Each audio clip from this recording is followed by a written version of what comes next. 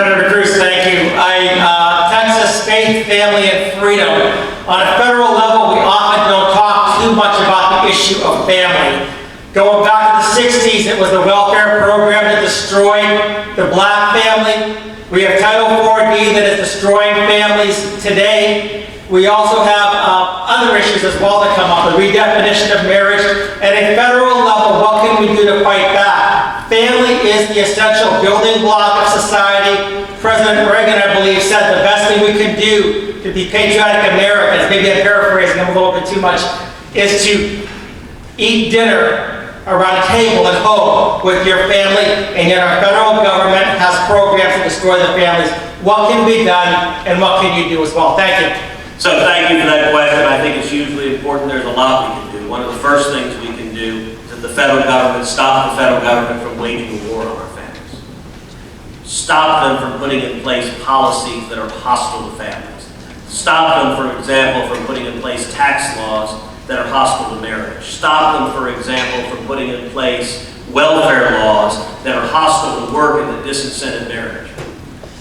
We need to stop the federal government from acting as a force to tear apart marriage. If you look at one of the elements the Democrats just passed, it was funding for 87,000 new IRS agents to descend like harpies on the American people.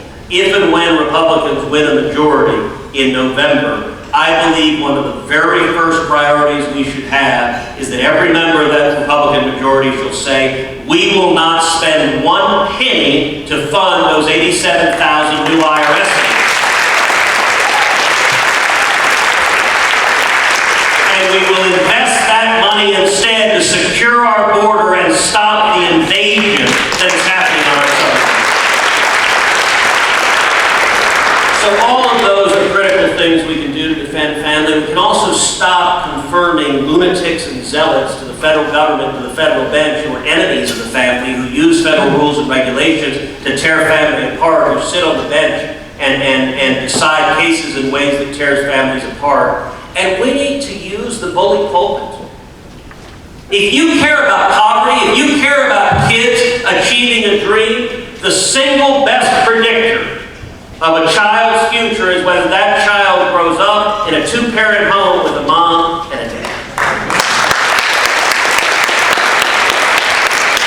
Now, does that mean kids can't succeed if they don't have two parents? No. Look at my family. We had a number of single moms, and single moms are heroic in terms of the love and care they provide for their kids, but it doesn't mean that should be our objective. We have a single mom, we should love her and help her get her through, but the best thing for kids is two parents, a mom and dad, who love them and raise them.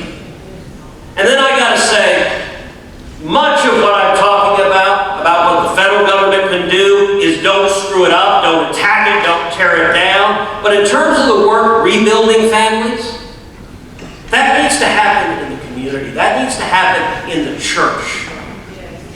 That needs to happen in our neighborhoods. We need to rebuild those families, and that's a work, it is a hard work that all of us need to be doing. All right, let's do one final